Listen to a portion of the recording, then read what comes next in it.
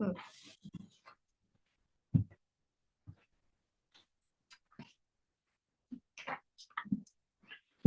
right, it is 5 o'clock.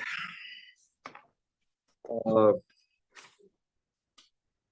see, so call the meeting to order for ORS 192.610 to 192.690 and ORS 192.650. This meeting is being recorded.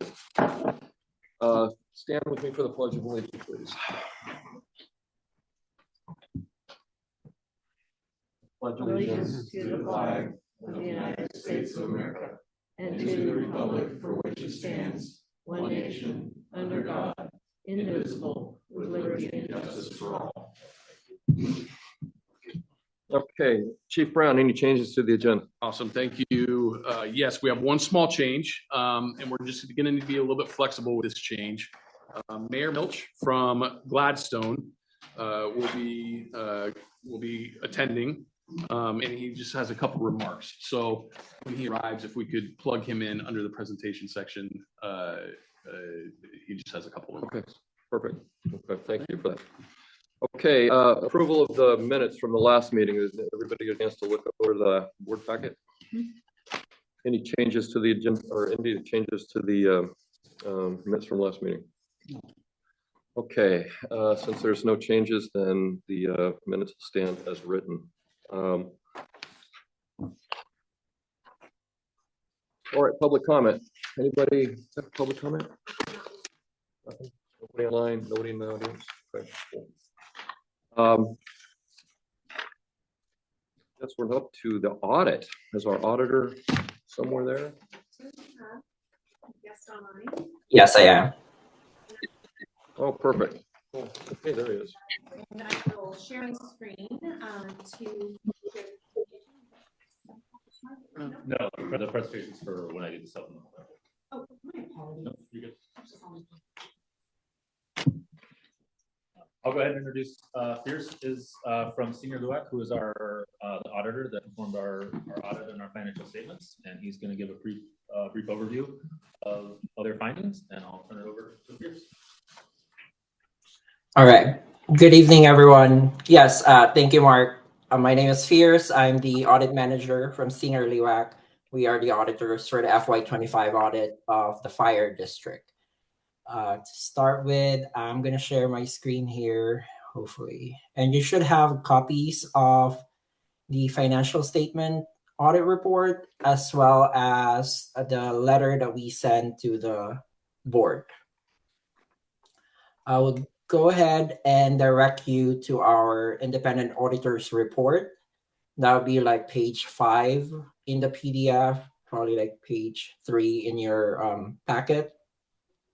So in there, you'll see that in our opinion, the accompanying financial statements referred to above are presented fairly in all material respects. The financial position and fund information for the Clackamas County Fire District as of June 30, 2025 for the year ended. This just means that our opinion is unmodified, or it's a clean opinion for this year, as it has been for the years that we've been auditors for the district. There is a emphasis of matter paragraph. And when we say emphasis of matter, it's not a modification to our opinion. It's just a paragraph that we put because there's a significant item that occurred during the year. And that was the adoption of a standard that was issued by GASB. And that's GASB 101, compensated absences. So just a quick background. Previously, the district and all the other governmental entities only need to accrue for leave types that the entity has to pay to the employees. But with the new standard, this also requires governmental entities to accrue for leave types that will likely be paid during the tenure of the employee. So that includes now sick leave. And sick leave is accrued at the top level, I would say the top level, which is the government-wide financial statements. And so that has been adopted as of July 1st of 2024, and that had a restatement at the beginning beginning net position balance, and then there's a huge accrual at the end, which I'm probably going to show you a bit later. Towards the end of this financial statement report, we also issue a report that is required by Oregon state regulations, and this with regards to compliance with certain statutes and regulations as set by ORS. And so with those ORS chapters and standards and statutes, we did not note any non-compliance or substantial non-compliance with those provisions. And so we did not put in here any findings. There should also be another report that is given to you, and that's we call it the governance letter, because it's addressed to the board of directors of the district. And this just details our responsibilities, our plan, scope, and timing of the audit, any significant policies, estimates, and disclosures that we've noted. I would also highlight here that the new standards that were adopted, there were 2 this year. The GASB 101 was the one that I mentioned had a significant impact during the year. And there's another standard that also was adopted but did not have any effect to the district's financial statements. If we go to page 3 of that report, you'll also see that there are audit adjustments and audit adjustments, but there are no uncorrected misstatements. This just means that items that we've noted that should be adjusted have been adjusted by management. And towards the end of the report, you'll see a list of those adjustments. And a lot of these adjustments are not significant. And mainly the first one is just to accrue on a construction in progress and a retainage payable. And then the second one is a small adjustment to recognize a prepayment rather than an expenditure. I would go back to the financial statements again and just quickly highlight a couple of financial statement items during the year. And I apologize if it gets dizzy as I scroll. All right, so in here, you see that this is a statement of net position for the district, and you have about $84 million of total assets, and that includes about $40 million in capital assets. And in terms of liquidity, you have in here $33 million in cash and cash equivalents. You also notice here that your long-term liabilities is about $134 million, and bulk of that relates to pension and other post-employment benefits liabilities. And there should be, I think it's probably a note 11 or 12 that details the breakdown of those liabilities. I would also highlight here that the net position is currently at negative $40 million. If I go to the next page, the statement of activities, you'll see that in terms of revenues, you generated $90 million in general revenues. That includes the property taxes. There's also, in addition to that, there's $16 million from charges for services or ambulance services, and there's also $755,000 from grants. In terms of your functional expenditures, that's mainly fire services, and that's about $105 million. Your change in that position, or what we say is like the net income, $1 million increase. You'll also notice here a special item, and we do there is a note there in note 4.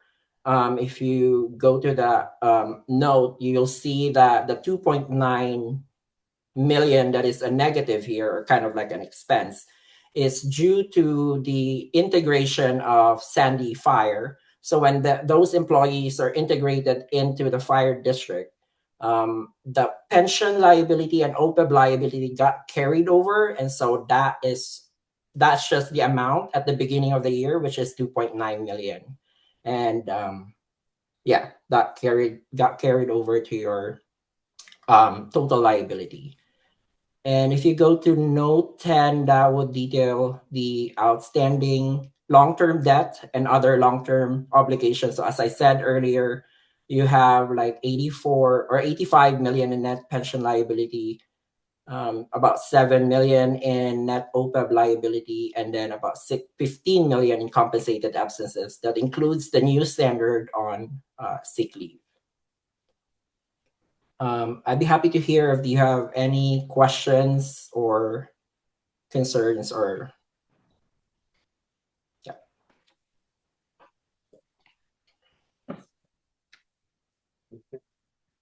No. Okay. Thank you, Fierce, for the presentation. Doesn't look like there's any questions. And so we will move on to the next item. Have a nice All right, thank you. Thanks, Fierce. All right, Thank Appreciate you. Yes, Jay, Mayor Milch is online. Oh, okay, great. So we're going to promote him right now, just before the next presentation, if that's okay. Just Yep, let's do it. that would be great. I do see him in our meeting online, so You just promote him, that would be he's awesome. promoted. If you would like to turn his camera on and Mayor, if you turn your camera on and the volume, there you go. Awesome, sweet. So Mayor Milch from Gladstone, we're stoked to have him here for this meeting, and Mayor, we'll just turn some time over to you. Thank you. I really just want to say thank you for the joint effort between the city and the fire district on the election. And congratulations to both of us on having a successful approval by the citizens of that ballot measure. So we will begin working early in 2026 on some of the changes we need to make locally with our budget and our tax situation, and to take away the old levy and make some adjustments in the amount of property taxes we collect. So when we join the district in the middle of the year, that'll be reflected in next year's taxes. But we're grateful to, again, to all of you who participated in many of the community events and things that help really get the word out to the public. We're grateful for that, for all of your involvement in that. And we're looking forward to this partnership continuing in a new way. Thank you, Mayor. Thank you. Thank you, Mayor. We are excited to with the vote results, and love being your fire district, love being your fire chief, and just so grateful now that it's permanent, and really appreciate your trust and your leadership in this, and just excited for the years to come. You know, decisions like this literally save lives, and your support and your belief in the vision is saving lives you don't even know yet. So thank you, Mayor, for trusting us, and a lot of great things ahead. Thank you. Thank you. Awesome. We appreciate you. Thanks. Great. Okay. Brett.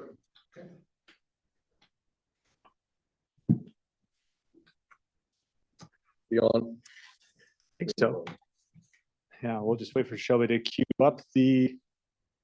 Is that mic on? I believe so, yes. Yep, green light. So thank you and good evening. My name is Brent Olson, Division Chief of Wildland Operations here for Clackamas Fire. Was requested through Ministry Operations to give a very brief overview of the year-end summary for 2025 from the Wildland Vision. This year, as part of the district's initiative for professional development, the Wildland Division assisted in delivering a number of courses to further that professional development, most notably Wildland Firefighter Type 1 with 8 students, leadership course of L280, 3 courses out of that actually, and quite a number of students. That's a very well-received class. We also did one just this fall. That just got over last month. Did initial attack incident commander. That's incident commander type 4. 20 students took that. And then the Wildland Division also supported Alaska Division of Forestry and some folks up in the Dillingham, Alaska area, and we did a chainsaw class up there for them to support that state's ongoing capacity issues. And then we'll be doing another Advanced Firefighter Type 1 course here at the beginning of next month in December. So this year, although a lot of deployments happened throughout the state, most notably right off the bat with the Palisades fire down in California, with two strike teams supporting that down there. And then throughout the state for the beginning part of the summer with 11 deployments and 70 days on incident for Clackamas fire personnel. We had 71 rigs deployed and then 44 were IMT support for state functions. Go ahead. We continued with that conflagration support over a number of fires, most notably the Cram fire in Madras. That was the largest fire of the year for the state of Oregon. And then also the flat fire that kind of almost rounded out the end of the season. While this season was not as robust as the 2024 season with 2 million acres, it was more in line with averages that we've seen. So that is the support that we did across the state from the fire district. Again, we probably bring more resources to bear than any two agencies within the state. So I'm very proud of our membership's commitment to supporting Oregonians across the state. Continuing on, so not only did we do fires across the state, but we also had some notable fires here within the fire district. You can see some of those up on the screen there. Most notably, Karis Road, 2 acres. We had a mutual aid in Estacada, which we provided 13 pieces of apparatus to support their large fire with just under 9 acres. And then the Highway 224 fire with 5.59 acres. Eagle Creek Road at 3.1 acre. And then we also had that incident that you heard last month from Chief Mulick regarding the Christmas tree fire that spotted in and had a little over 2 acres on that one. So while those numbers aren't nearly as robust as what we see across the state, bless you, it is of note that we are seeing larger acreages this year than we've historically seen across the fire district. Crew 30, we've been doing a lot of response for them. We brought them on just a little bit later this year, about the middle of April. We did that for some budgetary reasons and some tactical reasons. Supported a number of incidents across the Western US and Canada, but most notably here within our own fire district, notably in the Gladstone area, we did some fuels reduction projects over 24 acres. The Billy Goat Island project. And here you can see kind of a before and after photo of what that work typically looks like, with the top photo showing what the vegetation looked like around that home before the crew took action. And then the bottom photo is what that crew did to mitigate some of that. That is just a small snippet of that project there. And then we completed over 70 home assessments and fuels reduction projects up at the Highway 26 corridor, supporting the countywide community wildfire protection plan. So we hosted 8-yard debris cleanup days. We just finished getting rid of all of that debris at Station 10 and up in Welches just this past week. So we're very excited about that, utilizing some U.S. Forest Service equipment to help support that. Crew 30, in regards to response, they did 7 wildfires, again, across Canada, Alaska, and Oregon this year, 65 days on incident. A lot of great support across the international scene, I'll say. And then also just building the capacity within the crew. We've got individuals who are now crew boss qualified, and we continue to expand the capabilities of that crew. And that crew was recognized this year as an initial attack type 2 or a type 2 initial attack crew, which means it's a national resource managed at the national GAC level.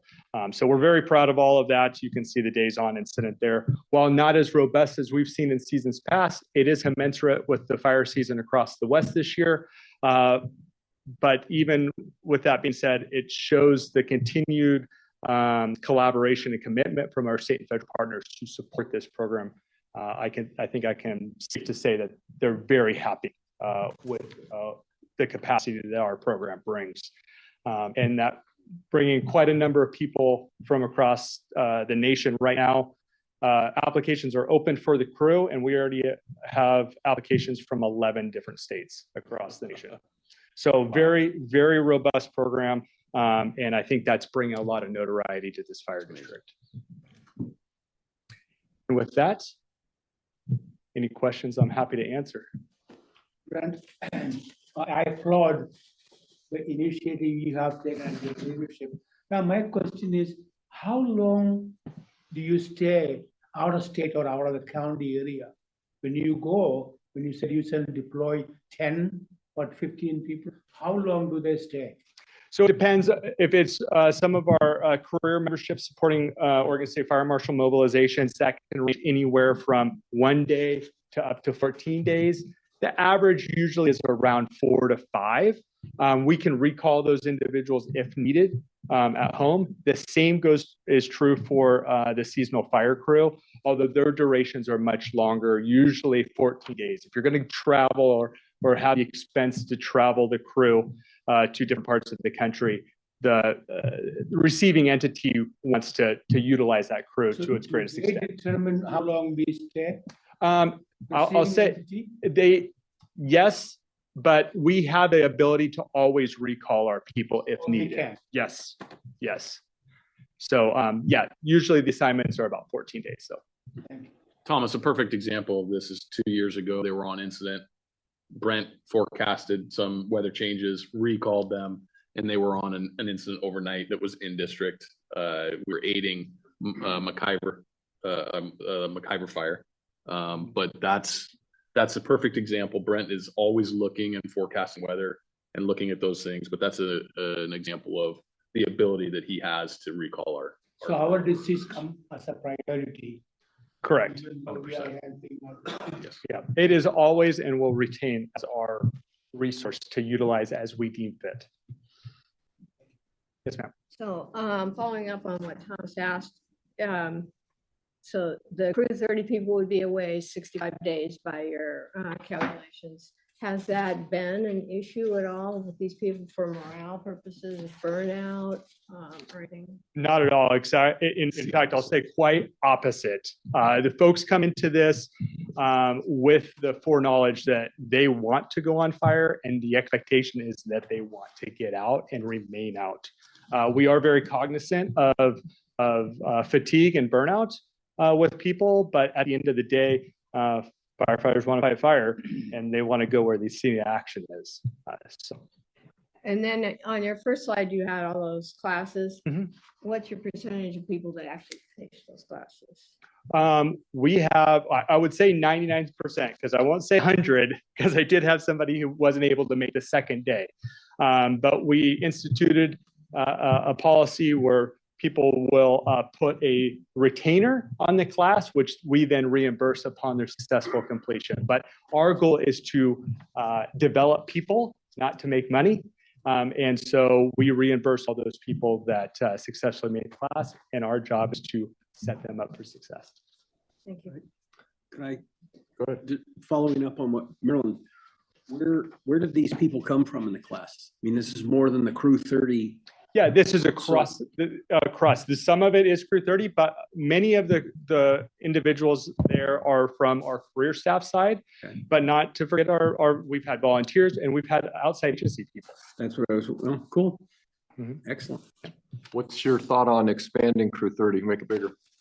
At this point, I'm not willing to commit to that. It is a very robust program. I think we were incredibly lucky to have that, what I'll quote as an angel investor with the grant funding from the college.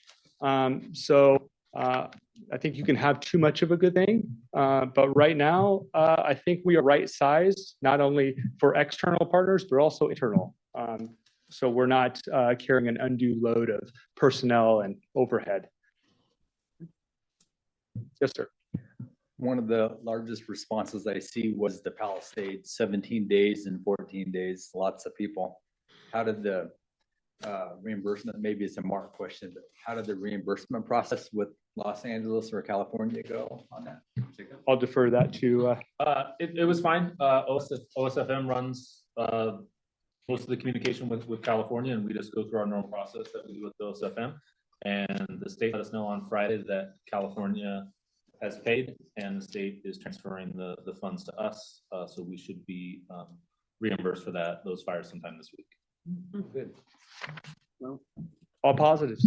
excellent. Any other questions?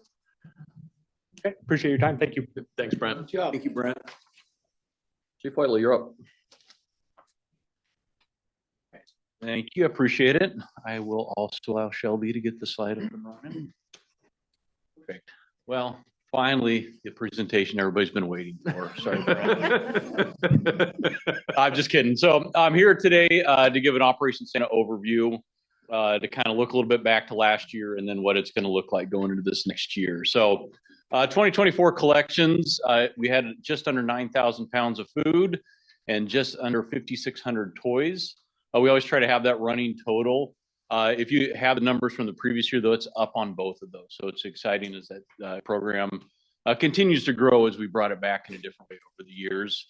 The big push at the end there for the toys was from Clackamas Town Center. They changed management, and in one of their rooms, they discovered a room of hundreds and hundreds of toys, and they got a hold of us and donated them to Operation Santa. So that was pretty cool. With the weight on the food, that's as close as you can get on that. It's a total of 42 barrels. We take an average weight. Some are 150. If you have somebody who hasn't loaded barrels before, you get all cans and it's about 500 pounds. So we just do our best to get the averages. So those are fun ones to move.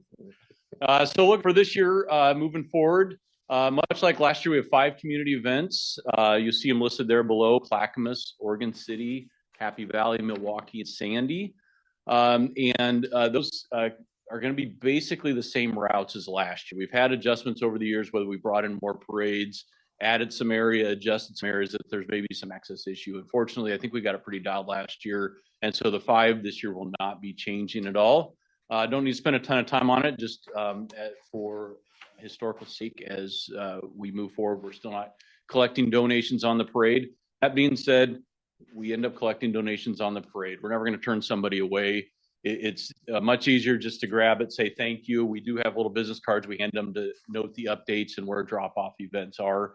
But the goal is never to turn someone away. You see someone stand on the corner with a bag of food, it doesn't feel right to move past. So we usually volunteers or command vehicles towards the back of the parade, make sure we address those and take care of that. Just to try to keep everybody happy, but also keep the information flowing. So drop-off events, the parades are a lot of fun. Everybody enjoys them. Community enjoys them, staff enjoy them. But the big point of this is the drop-off events to collect food toys for those in need in the community. We really do enjoy that portion of it. As you see there, we have our 5 drop-off events. With one exception, these are the same as the previous years. Oregon City Movie Theater, Happy Valley City Hall, Sandy Fire Station. And the change there is the second one on 13th is Damascus Safeway. So for the last 4 years, we've done a drop-off event at Boring Station 14. It's a great drive-by location, but I don't think it's a great stopping location. There's a lot of pass-through there. I don't think that people recognize the stop is there. We advertise it. We have signs out front. It just hasn't brought in a whole lot of business. So we have a great partnership with the Damascus Safeway right out there by the highway. They're excited to partner with us. We recognize there's been benefit of partnering with the grocery store area. We see that with Oregon City. We do have people literally come and ask, how long are you going to be here? They run into Safeway, spend some money, and bring it back. So we're excited about that change. And the last one is the Milwaukee Farmers Market parking lot. And that's right along the Laughlin there, pretty highly driven location. We didn't list them all out, but some changes this year is expanding in the community where people can drop off. Historically, we've really tried to push people to the drop-off events with a couple minor exceptions. We've expanded that this year. So you can see in the lower left there is Craig from Willamette View Manor. They've done it every year. They have a big collection, or they have a tree set up and all their people donate. They've agreed to let that be a publicly advertised location for drop-off. We have a handful of other ones listed on our website. Public partners, City of Oregon City Swimming Pool, Library, their Senior Center, their Pioneer Center, City of Happy Valley City Hall. So we're really trying to expand the ones out in the community. So it's kind of a nice combination of public partners and private businesses to pull those together. And hopefully we continue to see more donating. We're hearing from our partners, which I'll talk about here in a second, they're seeing a higher request and need than they've ever seen before. So we're hoping we can do our part on that and collect even more for them. So here's our main partners that we work with. Clackamas Service Center. They probably get about a little over half of our stuff, and then the rest is distributed among the Amen group here in Clackamas, just right down the road. Sandy Kiwanis, we partner with them to kind of keep tradition going.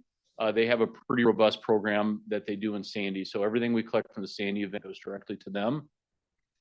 Gladstone School District, which I think it's called Fill a Basket program. Again, being a local community, we want to support them. So we have collected the fire station there, and then a few other places we will channel directly to them. And then Blooming Boutique, we partnered them a little bit last year, and that's one we brought on this year. And they're out of Oregon City, though they do serve a lot of Clackamas County. So we'll make sure we can get stuff to them as well. And then there's other smaller ones through partnerships. So there's some smaller groups we'll work with, like the Service Center, the Amen group, to help distribute as well. But I usually don't list those out because those are the 5 we work directly with. There it is. There's a picture. You see on the left there, there's a guy who used to do a lot of those, Steve. And he still does. He comes to quite a few events. It's good to have him there as a legacy. Happy to answer your questions at this time. Is legacy anything like a fossil? A little bit. I'm just curious. Okay, any other questions? All right. Thank you. Perfect. Thank you, guys. Appreciate you. All right, Chief Stewart, talk to us about board policy. All right, thank you, Mr. President, members of the board. Tonight we have the second review of the board policy manual. Again, we first visited it back in September, as we normally did, and then we held off in the September edition, or excuse me, reviewing it in October because there was that SDAO training that both myself and Chief Brown attended, and it was well worth the time. We did have some follow-ups. I made some edits to the policy manual based on that training, and then had that reviewed by legal counsel as well. So I'd like just to walk through the policy, and we'll address those as we go through. So the first change in what's in there noted in the memo, again, is changes from the September edition to this version. All the changes are redlined from the original.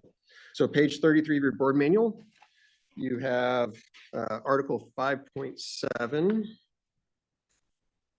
which is one of the 2 major issues or content areas that we spoke about or learned about at the SEAO training, which was board compensation. The other significant one was executive meetings. And within this really stemmed out of, the training stemmed out of a bill, and I don't remember the bill number offhand, but that was passed this last session, signed into law, and it allowed board members to actually vote on board compensation as part of the budget process, and to deliberate on it as well, which was a change. But what that did is it spurred the League of Cities to ask the Oregon Government Ethics Commission for a letter of interpretation on what that law meant and what it means for board compensation generally. There was a lot of conversation within the training and outside of it about board meals, providing food here, what other types of benefits could be provided. And so that spurred us to go back, look at our policy from a terminology piece. And if you look at that page, what we wanted to do was make sure that what the activities that board members participate in are authorized by our policy. And we want to make sure that if there was an event that meets quote, for services performed as a member of the governing body, where there's where the district would receive some benefit from the district or from their attendance, we want to make sure that was covered by the policy. So we put a couple things in there in that first paragraph on page 33 to speak to just broadly where events that the director provides services and the governing body. Certainly there's occasions, whether it's training or to a promotional ceremony where the fire chief invites board members to participate. So we wanted to make sure that that opportunity was in there as well in that first paragraph. And then that second paragraph was just, again, cleaning up and making sure that the language a line to reinforce that travel expenditures would be for events and activities eligible for compensation addressed in the previous paragraph. So that was the chunk of it. And then down at the bottom of the page, you'll see another piece that speaks to board members partaking in food, beverage, and those other items. And that would be if only the board is partaking in those, not if anybody in attendance is taking those. So if anybody in attendance has access to water, such as we have water here, or coffee, or those types of things, it's not benefit or compensation to the board. It's publicly accessible to all in attendance. And so that falls outside of this clause. This clause speaks to things that may be provided as meals or other compensation to the board. Like if we provided lunches for you folks for a work session, but not the public in general, that would be part of your compensation. And we would have tracked that and do those pieces. The best practice in what we're looking at moving forward, at least for the remainder of this budget year, is to make sure that any meals that we provide, any beverages, any food or drink is provided to the group as a whole, and accessible to anybody who comes in attendance. The intent is to make sure that our legal is following up with Oregon Government's Ethics Commission, because there's a little bit of disparity in opinion. So we want to make sure that we allow space for that. So taking this broad interpretation and the most conservative interpretation is what we recommend as a prudent path. And then when we get down to the budgeting piece this coming year, we'll have that further information and be able to address it. But that's our recommendation at this point for those. And then moving on to page 36.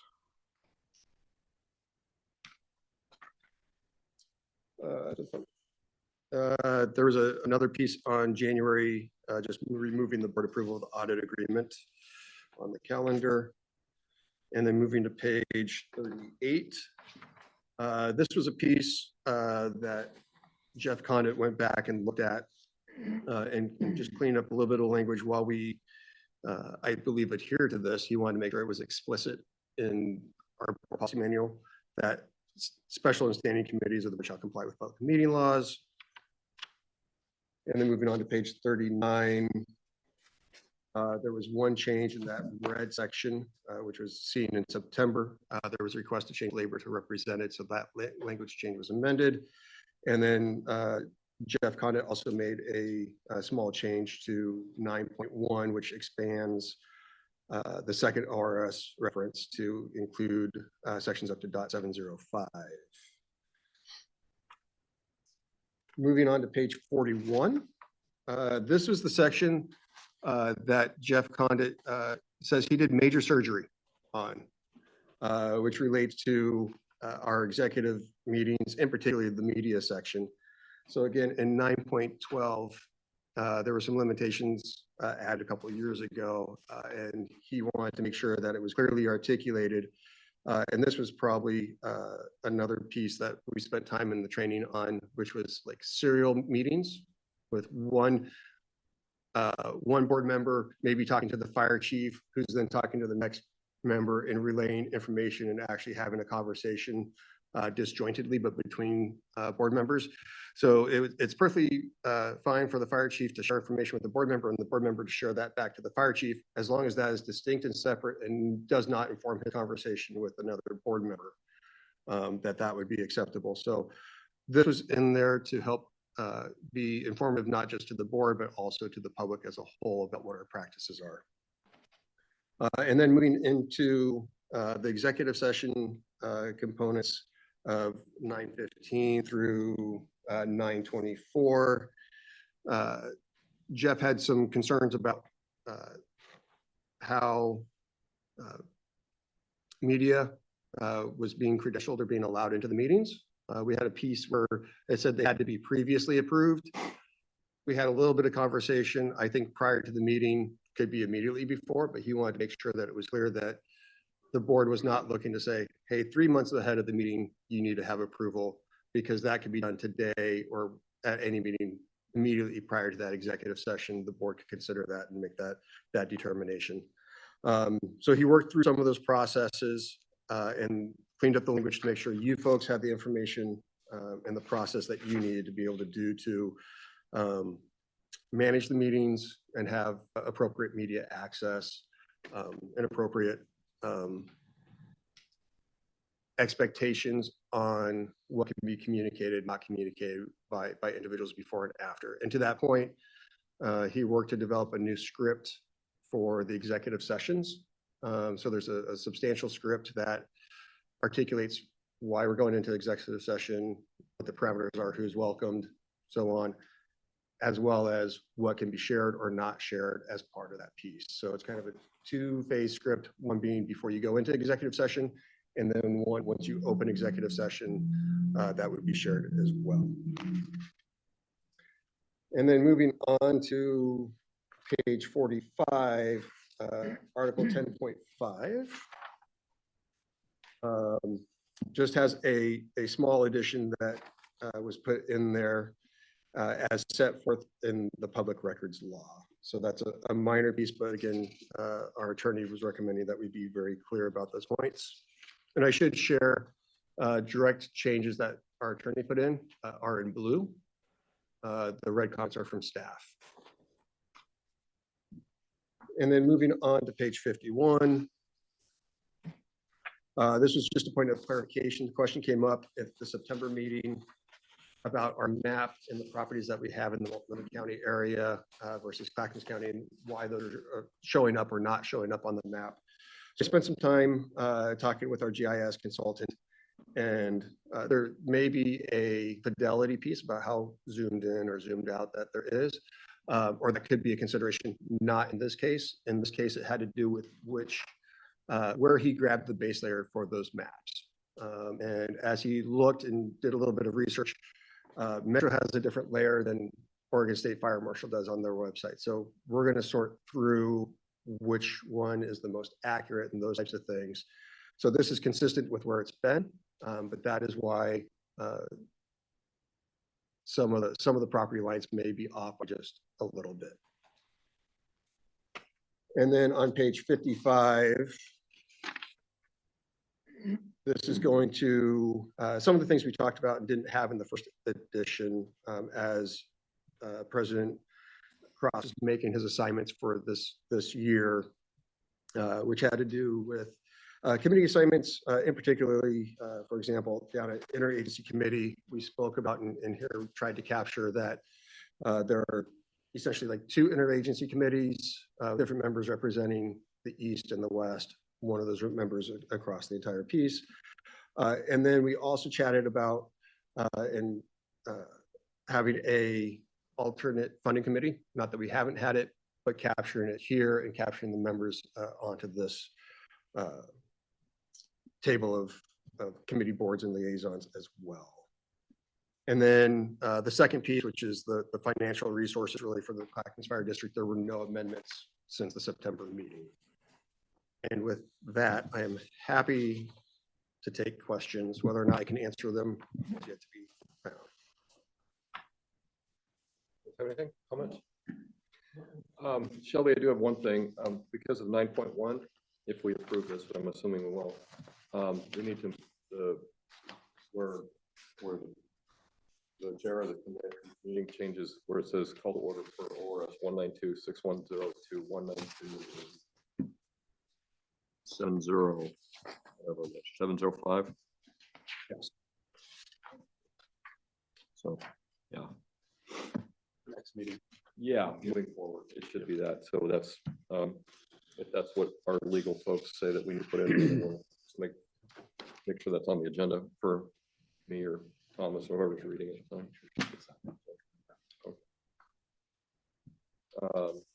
And then the script for executive sessions, if we do have an executive session, that's going to be somewhere on the, where we read it out, where we actually read it out. It'll be, yeah, actually read out. Perfect. Yeah, again, half, give or take, right? The first half is in the public meeting. Right. The other piece would be once you go into executive session and read through that. Okay, very good. Okay, cool.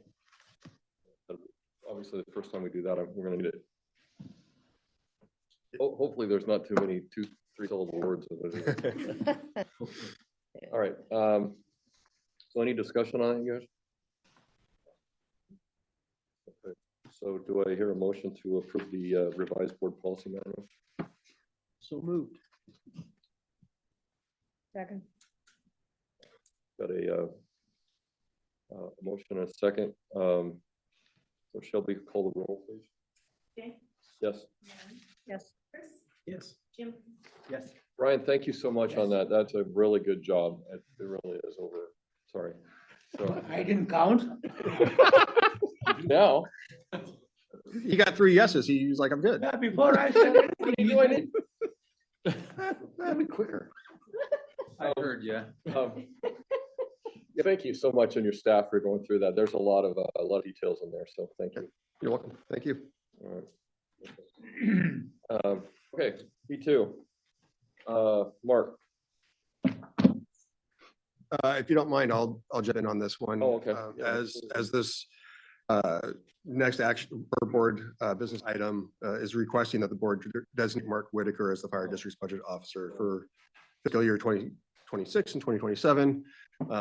Didn't want Mark to nominate himself. Although our first value is trust, it's trust with validate. So the board of directors is required to designate one person to serve as the budget officer. That's by ORS 294.331. And Mark Whitaker has successfully served in that role since fiscal year 2021-2022. It is staff's recommendation that the board reappoint Mark into the role of budget officer for fiscal 2026-2027. And with that, Mark would be happy to answer any questions. Mark, do you actually want the job? Okay. That was Just because you're appointed, just because they ask you to do it doesn't mean you want it. So, okay. I so move. Don't I have to say No, request for board approval first? Wouldn't hurt. but you Okay. jumped me. Request for board approval of Mark Whitaker becoming the budget officer for fiscal year 26-27. Go ahead. I so move. Second. Move to second and go Shelby call the roll. Jay, Yes. Marilyn. Yes. Chris, Yes. Jim, Yes. Thomas. Yes. Thank you very much. Nope, that's fine. I wouldn't expect it any different from Mr. Joseph here. So, okay. Now we get to Mark gets to talk to us about adopting an appropriation budget. Supplemental budget. Okay, good evening again. So this is the item to approve a supplemental budget for 526. As part of that, I would like to give a short presentation, provide a budget update of where we're at. I apologize, I said about how many other presentations you were getting tonight, but nonetheless, here we are. So, like I said, asking tonight for your approval of a supplemental budget, but in that context, I'd also like to provide just an overview of where we're at and some of the challenges we have coming up, and as well as some of the successes that we've achieved. As in regards to the supplemental budget, my ideal plan is that we do these at least twice a year, right? We would do one in the fall. The fall in November or October allows us to make adjustments to things that we didn't foresee when we adopted the budget in June. Technical things that come up through the audit and the financial statements that we can fix in the adopted budget rather than waiting until June. And then doing a supplemental budget in May or June if we need to for any potential over expenditures or other changes that we didn't anticipate that came in the year. So most of what you'll see in supplemental budget for today are some corrections for things that we didn't know in May when we introduced the budget, but we know now. So if you go to the second slide, yeah. So when we adopted the budget for 25-26, there were a number of things that we weren't certain about. One of them is our assessed value growth, which we're never certain about when we adopt the budget. But we had assumed a relatively conservative forecast of 3%. As I told you last meeting, it came in at 3.5%. So that's some additional ongoing revenue for the district. Mark, could you really quickly just hit on why like how you come about that assumption of 3%, what the county sends you is what I'm really getting at. Sure. Each spring, the county assessor sends us basically a letter with their estimated range of what they expect assessed value growth to be. And then we have historically adopted the lower end of the range. This year they came in at 2.75% to 3.25%. I felt the 2.75% was too low, so we adopted the middle of the range, which was 3%. And it came in above that. So, but yeah, that's what we base it on is the assessor has a better idea of what's going on across the county necessarily than I would. But the second piece we weren't sure of was what exactly was happening with Oregon City urban renewal.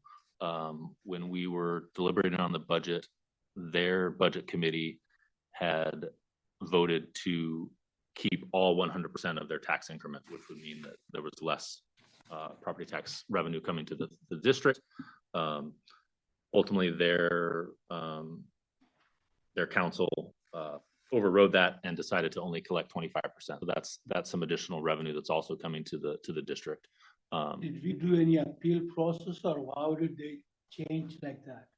That's entirely within the city council's purview, right? So It was a discretionary decision. We don't have a say on that. We didn't. No. We don't. Yeah. Oh, okay. So their finance director was recommending 25%. The budget committee decided they wanted to keep it all, and then the city council reined it back in. So, but the key thing to think about in that and what you'll see in the supplemental budget is that should be considered one-time revenue, because at any point, like the budget committee did, the council could say, no, we want 100% of that back. It's still unclear what Oregon City's long-term plans are with those funds, and so I treat that as one-time revenue. We shouldn't be spending that on ongoing expenditures. This will go from year to year?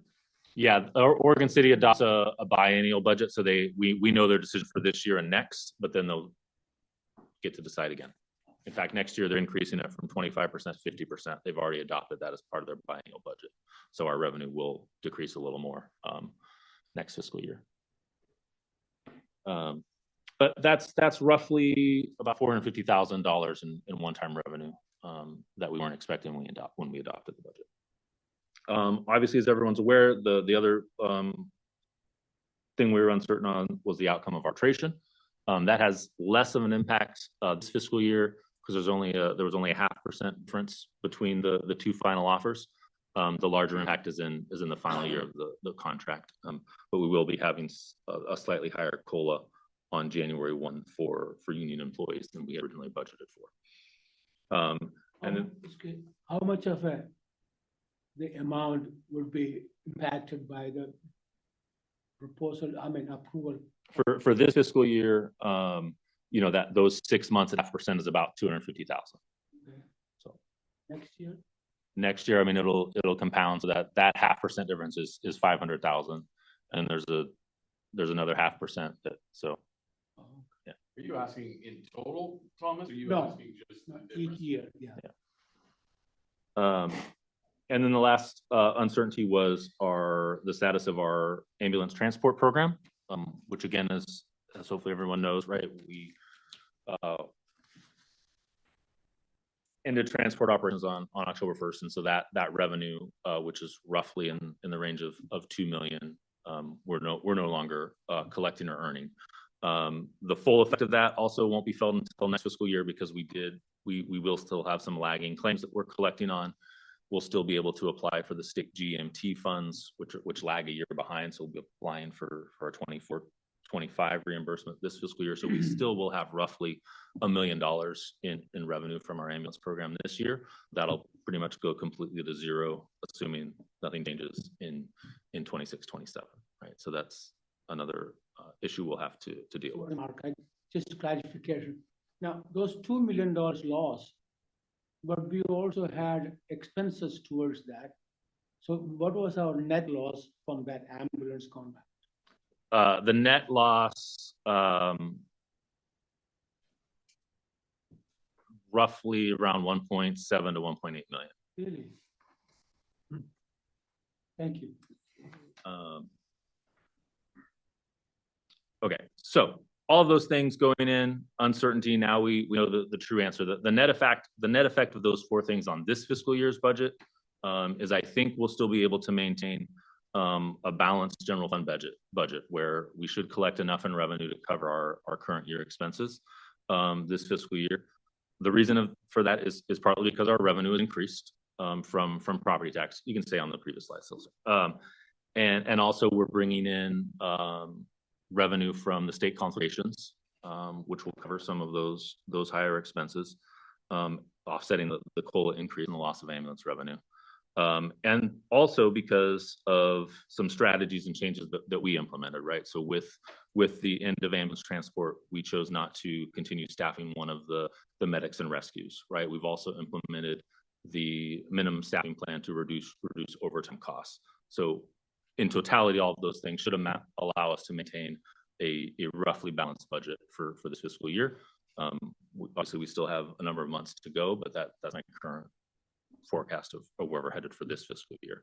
It becomes more challenging next fiscal year and beyond that as the COLAs start to compound, and also with the complete loss of that ambulance revenue once the GMT funds are gone and there's no more lagging claims. Right? Now you can go to the next slide. At the same time, I did want to provide a levy update. And so, you know, what you see up there on the slide are the four things that were that we said in our ballot statement that we were going to provide through the levy. 62 firefighters, opening station 12 to 13, operating a QRV, enhancing our wildland response. We, in the next academy, which will start in February when they graduate, will have hired over 62 firefighters since the levy passed. Obviously, station 12 and 13 are open, and we have a QRV in service at station 1. So we've met the commitment that we made in the levy statement for implementing the levy. We recognize that internally we had goals for staffing and expectations that we haven't been able to meet. And I think, and I'll get into some of the reasons that we haven't been able to meet those, and that's so that conditions have changed, as you're well aware. But I think one of the things I just want to focus on is we're roughly halfway through the levy now, right? 2.5 years into what is a 5-year levy. And we're at the point where we need to start talking about what the renewal looks like. And, you know, renewal is critical. For a variety of reasons, like I'll talk about in a minute. Like the levy is now part of Clackamas Fire's operations. It's not just covering station 12 and 13 and the QRV, right? It is subsidizing some of our core operations, and we need to be prepared of the cuts that would come if the levy wasn't renewed. Mark, yeah. just real quickly, sorry, just point of clarification. The QRV is station 1 you're referring to is not part of the minimum staffing, but the QRV at station 15 is part of the minimum staffing. So there's 2 QRVs been put in the system. One of them is part of the work matrix, the minimum staffing matrix.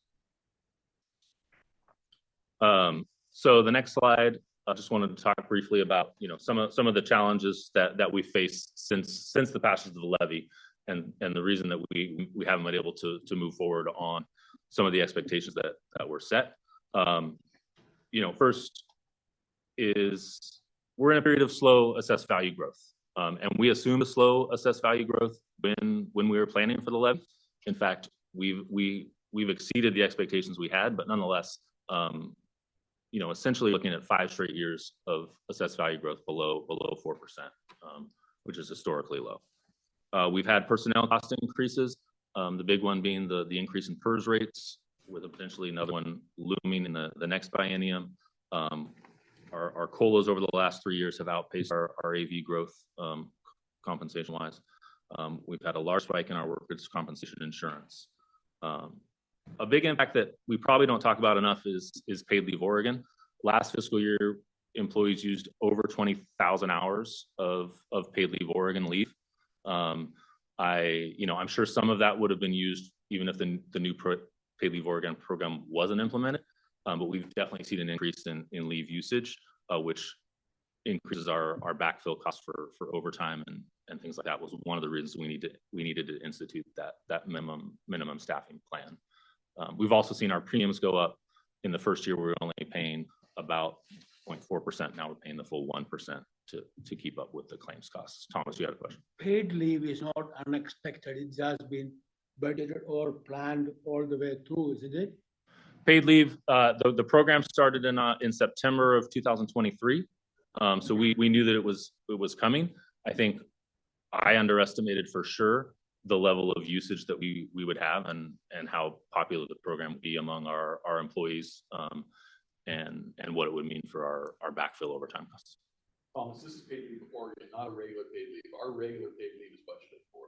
Paid leave Oregon is a state mandated program for every public agency that they implemented. Just how many, 20,000 hours? That's the equivalent of almost 8 10 FTE. That's 10 FTEs in a normal, Yeah. in a normal 2,000 hour work week. Right. Our firefighters are on a 2,500 roughly a year schedule, so it's comes out to about 8. And then the EMS revenue with the ambulance transport we've already talked about. We've seen an increase in our outside agency fees that is even higher than inflation when it comes to CCOM and C800. So we've had to absorb those. And then the same inflation that you all see at the grocery store and things like that has affected us. Although I think we've done a good job of controlling our costs. Our materials and services costs from last year to this year are flat. We did increase budgets for departments, and they were expected to absorb that and have been doing that. So we have tried to control costs. So all this is to say, like, the majority of these things, and it you can put the blame on me and from a forecasting perspective, but a lot of this was not foreseen when we were planning for the levy, and we've had to absorb these changes and find a way to adapt to them, which is why you've seen the minimum staffing and some of the other changes that we've had to make in terms of deployment. Certainly the ambulance transport, the PERS costs, and Pay Leave Oregon were all unexpected from my perspective. That being said, go to the next slide. I would like to just highlight some good things that are happening here in terms of successes, right? We have been paying down our debt. We will make one more prepayment on the 2018 loan this fiscal year, and then that balloon payment that we were worried about in 2032-33 that we had no way to pay for is completely paid off. And so that loan will retire with its normal debt service in 2032-33. We were successful in getting a matching grant from the state for the PERS Employee Incentive Fund. So we'll be making a $1.6 million prepayment on our PERS liability with a 25% match from the state next month. So we're trying to tackle that growing cost. We've been able to restore staffing, both emergency services staffing as well as our support staffing over the last few years. And of course, the success from the levy of being able to open those stations in the QRBs. And then the last thing that I'll highlight there in that slide is the contributions we've been making to our capital. You can see in that slide that as recently as 2020-21, we weren't contributing anything to our capital fund. In fact, we were taking money from it to fund our operations. And we reversed that trend and are starting to set aside funds for capital so that we can replace our assets and maintain them to the level we need them to be at.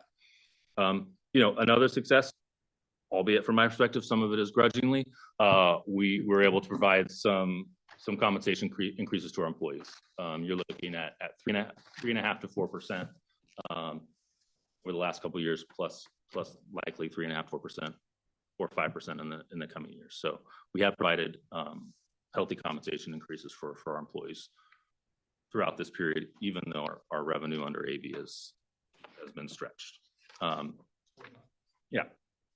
I think one of the successes also that's not listed is the passing of the Gladstone measure. Do you know about how much the additional revenue will be when they switch next fiscal year into paying the tax rate instead of the contract? Oh, You know, I you was just caught him off, wondering Joe. if you knew. I should know that off the top of my head, but I don't want to, I've got a number in my head, but I don't want to say. yeah, Okay. so. I'm just curious. Yeah. But that is a success. It'll be something. We just don't know what yet. I think that's the first time anybody caught him off guard. I think anybody's ever done that thing before. So we'll get that for you. And and so I guess, and if so we can go to the next slide. The point of all this is to say that the district is in a strong financial position, a stronger financial position than we've been. A lot of that is due to the levy. A lot of that is due to some choices that you've made as a board in the budget, that operations has made to control costs. And you know, that is extremely important, because building up a little bit of a reserve, building up that flexibility is going to allow us to weather downturns and deal with unexpected things. And you can see there, we've had 3 straight years of a surplus in our general fund, and a lot of that is just rebuilding what was lost in 2019 through 2022, but it's also starting to build it back. And I think, the natural follow-up question to that is, well, what's the point of the reserve if you're not going to spend it, right? When do we take that action to actually spend down that fund if we need it? And I think my response to that is, well, one, we are. If we didn't have this healthy of a fund, we need to make bigger cuts right now than we have had to make. And also, I don't think we've reached the bottom yet, right? The biggest COLA increases we're going to see from the contract are still 2 years away, 1.5 years away. And I don't think we've reached the bottom in terms of what assessed value growth is going to be. We still are seeing permits and construction activity being very slow. And there's a lot of uncertainty in the economy about the potential for a recession and what direction that's going to go. And so that's where maintaining this fund balance and maintaining this conservative posture is going to be helpful in weathering those things when they do occur. I'm not afraid of deficit spending when it makes sense, when we know that there's a way to get out of it. But if we were to commit to additional operations right now, given the forecast, there's no guarantee that the revenue is going to make up for it. We wouldn't have to turn around and just have more substantial cuts to make to solve that situation. I hope that makes sense. But so yeah, I do anticipate that at some point we'll have an opportunity to spend that down when it strategically makes sense and make some investments in additional operations or staffing as that makes sense. So I think that's it. There is one more slide, just in terms of what's next from my perspective. So we need to probably in January start planning for the 26-27 budget. The one couple key things that'll happen, I hope, is what our next steps are on Sandy annexation. My forecast up until earlier this month assumed that Sandy would be on a path towards annexation, right? So that their tax rate would increase to $240 per thousand next year, and then presumably they'd be part of the levy and go up to $292 on levy renewal. Obviously, there are some decisions to be made now about how we move forward on that and what should be assumed in the forecast about those plans. And then also in December, PERS publishes their advisory rates for the next biennium. So hopefully that'll give us a look at what PERS expects for our PERS rates to be. I do expect a substantial jump. What I'm hoping for is that it's not as substantial as it could be. So, and so then I'll be able to come back to you with a better idea about what our expenditures look like, not just for next fiscal year, but for the overall 5-year forecast. So anyway, that was just my presentation to give you an update on where we are with the budget. I didn't spend a lot of time on the details of the supplemental budget, but that is included in the staff memo if you guys have any questions on that. But it's largely, again, accounting for the property tax and the conflagration revenues and costs that we experienced over the summer. So with that, I'll stop talking and see if there's any questions, and we'll ask for your approval of the supplemental budget when you're ready. Questions, comments? I think he had it laid out pretty clearly. Yeah, I thought that was a really good presentation. Made sense, hit the high points. Thank you. Just would like to real quickly to say to Mark that him coming into this organization and when we talk about that financial management stability of the organization, a fiduciary responsibility that we've all raised our right hand to uphold to our taxpayers in an environment where there are a lot of major corporations laying off people, in an environment where there's public entities laying off people. We are not. And that has to do with Mark's approach and your belief in this administration with what we're doing. So I just appreciate your drive, Mark, and your transparency and your openness to share. I appreciate you. I'm a little disappointed you didn't know the Gladstone numbers off the top of your head, but we'll let this one go. That's the first time he hasn't been able to do that. Give him one. Which means we're gonna have to saddle him up, ride him like a pony on that one until he gives us something else to work with. He gets one a year, so he did good. No, he sure makes our job a lot easier. Okay, there's no other comments. Then is there a motion to approve CFO's Mark Whitaker's as? Oh, wait a minute, wrong one. Is there a motion to approve the resolution 25-4 to adopt the appropriation of the supplemental budget for fiscal year 2025-26? So moved. I second that. Moved and seconded. Shelby, call the roll, please. Nate, Yes. Marilyn, Yes. Chris, Yes. Jim, Yes. Yes. Motion has been approved. Thank you. I will be quicker next time. Okay. Board committee reports. I think the only one we have, Jim, is yours for committee report. Oh, interagency. Interagency East. committee, East. Director Haas and I and the chiefs met today, and we have an upcoming meeting with the Sandy Interagency Committee on Wednesday. So we're really just following up from the election and what does it mean and where do we go from here? Very good. So that was it. Okay. Anybody have anything else they want to share? Do you have any idea what going forward?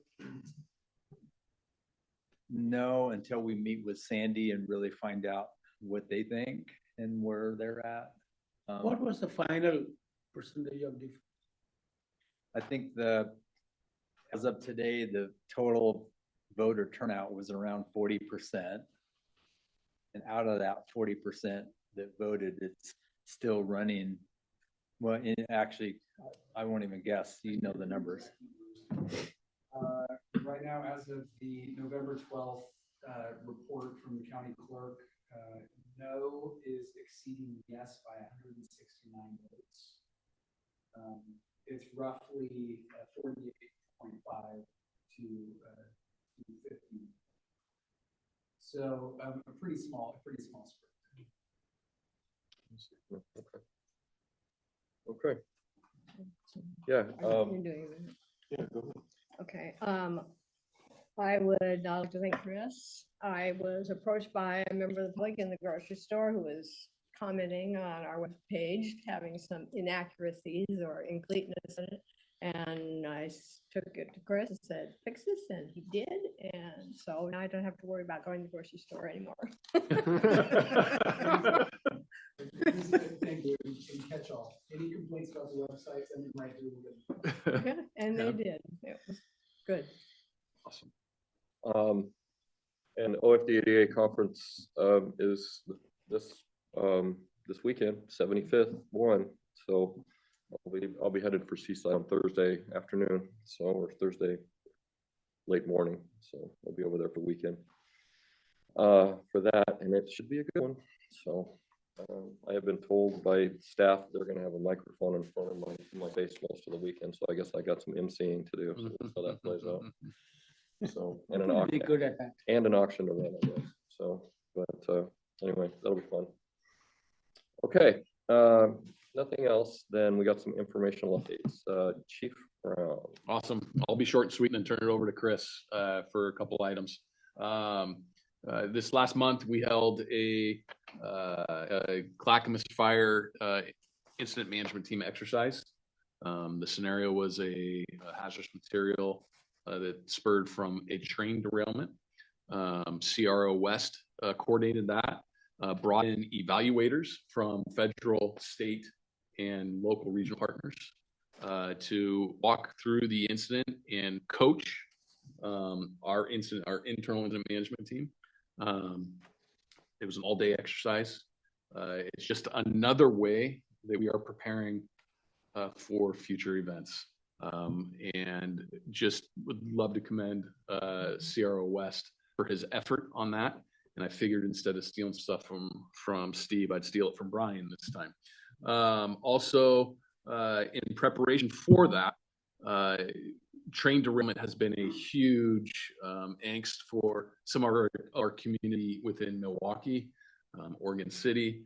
And so partnering with Pacific and Amtrak, we held on site our first Chiefs course, which was training on initial response actions to heavy rail incidents. That included going to the rail yard in Portland. We had a lot of DAN agencies were represented that attended from outside of Clackamas Fire. Do you remember offhand? Yeah, I believe, I know at least Bone Fire was in us, and then it was all coordinated through CRO West, and then our partners with Union Pacific. And I'm not sure if Amtrak was part of that or not, but we were, during that exercise, we were all kind of tied up in the IMD component as well. So some of us missed it. Thank you. So Brian had this information. 32 partner agencies attended that in-house training as well. So Clackamas Fire, we're leading from the front here. In our wildland front, we're leading from the front, our all hazard response, and grabbing our regional partners, because as individuals, we can do okay things. As teams, we can do great things. And so I love the approach from our people. And with that, I'll turn it over to Chris Edmonds, and then we'll be happy to answer questions. Great. I have three quick updates, and happy to answer questions about anything that's not on this list. On packet page 75, you'll see that, as promised, we have started adding social media metrics to this report. You can see that during the month of October, we had 1,648,000 views and change across our Facebook page, and 510,000 views on Instagram. That marks a substantial, more than a fourfold increase from what we were seeing typically on average. So we're gaining traction there. 50,355 followers on Facebook, 17,315 on Instagram, and it says views there under the 17,315. That should say followers. I won't read these every single time, but as these numbers come in, this serves as a baseline. So we'll start to establish trend lines and show you, is it improving? Is it decreasing? And then based on that, we're going to be adjusting our plans moving forward. Also, we have nearly completed phase 1 of the OptiSigns rollout. That is an internal communication tool that we're investing in here across Clackamas Fire District. Screens are going to be installed in at least 9, perhaps 10 locations as part of this, and I'll just put that asterisk out there. Stations 1, 3, 8, 15, 16, community services, fleet, admin, and health and wellness, as well as training center. You can see a sign out in the lobby. Those screens are currently live in 3, 18, 15s, community services, fleet, health and wellness, and the training center. So we're nearly there. We're currently showing about 24 slides with information, and some of the great feedback we've heard since the launch have come directly from our crews who have been able to find training through QR codes that are up on the screens that otherwise they weren't aware of, that allows anybody with a smartphone in their hand to just take a picture. They can go directly to the link, and that helps training fill up their rosters. Implementation of phase 2 is still to be determined, but we'll update you as that moves forward. And then finally, we did talk about the election results. There's a lot to sift through here, and it's something that we'll be coming back to. A couple things. We have to wait until certification of the ballots before the county will release precinct level data, we're really interested in understanding who voted, where they voted, kind of how they voted, so we can look to establish some of those trends from a geographic standpoint as well as demographics.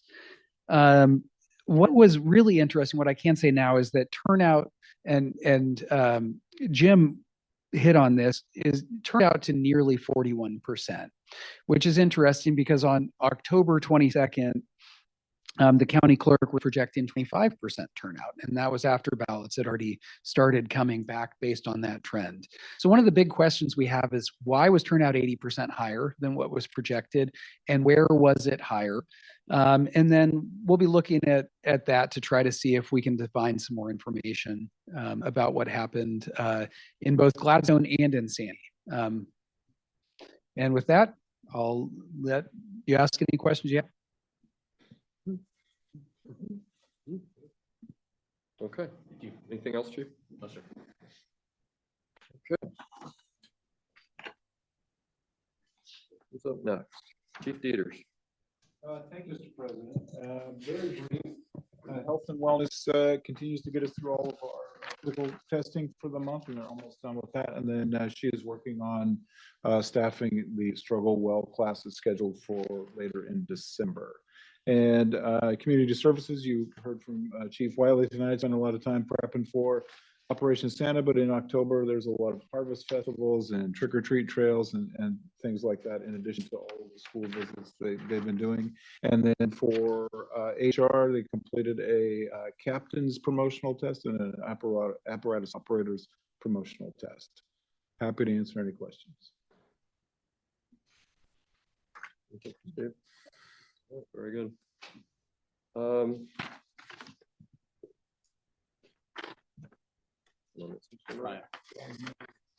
Yeah, that's what I thought. He was usually up next. Okay. Dan. Oh, it's Dan? Yeah, it's Chief. Sorry. That's why I was kind of cut up on my little red sheet here. But feel it. Thank you, Mr. President, members of the board. Just a couple quick updates. First of all, thanks, Chief Olson, for the presentation for the wildland.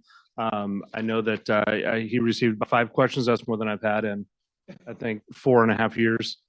So kudos to him and the great program that's been established. So really appreciate that.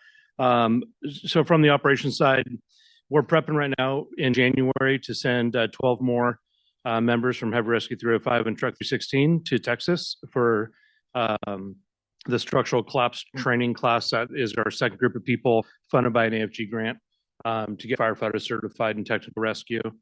The water rescue program, we did receive a new boat. It's a Striker 470. It's a small inflatable with a hard bottom that has a fairly large outboard jet that is designed to go in very low levels of water, lower than what we have right now with the SJX platform that we have. Also, kind of a little fun thing, they're designing this with the trailer to fit in the back of a Chinook helicopter. So as we improve partnership with the National Guard, we can get that deployed around the state a lot easier and potentially out of the state. So a lot of really good things coming out of the tech programs. From the training side of the shop, we did have Anthony Castros come up with the Mastering Fireground Command that was held October 29th and 30th. And that was, I believe, the first big class out of our new platform here at the TC. We had members from all over around our agency. Around the state, we've even had a member from Seattle Fire attend that training. So it was great to see everybody. And EMS, just one quick update, with the ambulance service agreement being updated, BLS units are going to be operational in the county on or before December 1st. What AMR plans on doing is they're going to have AMR 201, 202, and 203. They're going to overlap a little bit, but they're going to be we're going to have at least one unit 24 hours a day. So they're going to start with the 200 numbers. So it's identified easily as a BLS unit by our crews. And then lastly, Chief Rick Huffman, I think it's timely that we had a representative from the city of Gladstone on. Chief Huffman's last day in the office with our agency is the 26th of November. Chief Huffman, if he's one of the senior men that has a lot of energy around the table and in the fire service. He's been around for a long time. And I think we all kind of look at him and wish that we have that much energy as we're walking out the door here. But he was absolutely instrumental in the city of Gladstone. He came in with a lot on his shoulders, carrying facilities and EMS at the same time, and just recently handed off that baton to Chief Mike Bowers. So he's going to be on the books through the first of the year, but his last day will be the 26th. So please reach out to him and offer him congratulations and thank you for his hard work.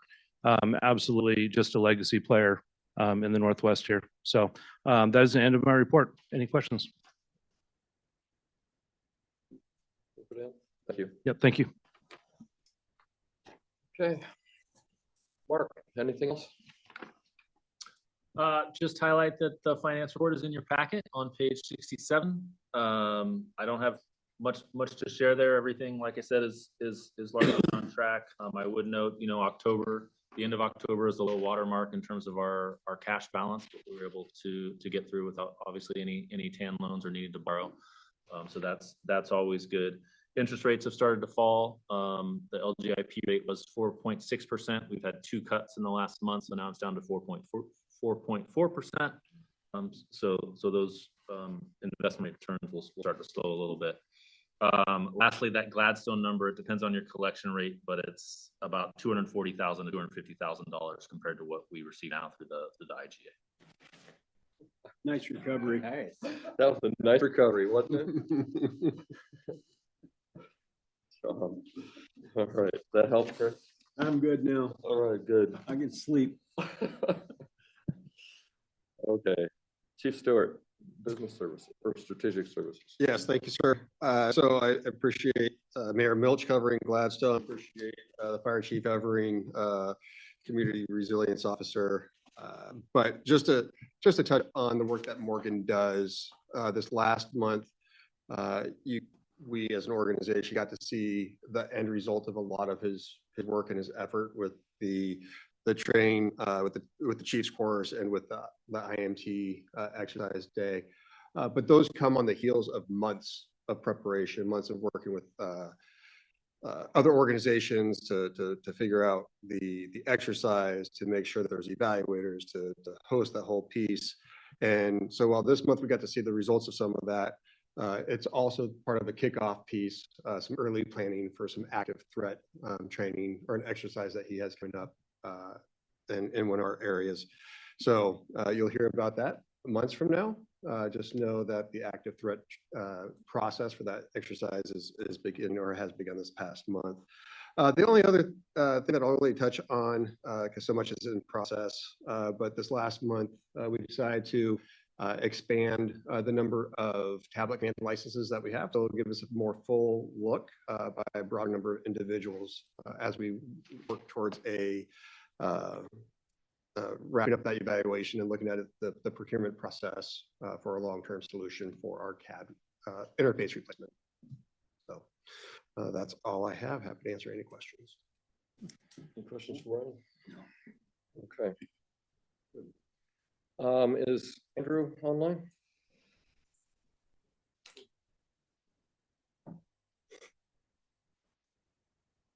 So local 1159, Andrew Gordian, hopefully a couple of mouse clicks away.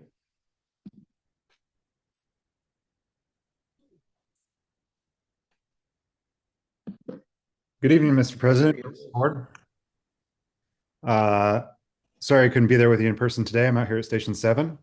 I actually don't have any updates for you, but if you have any questions, I'd be more than happy to answer them.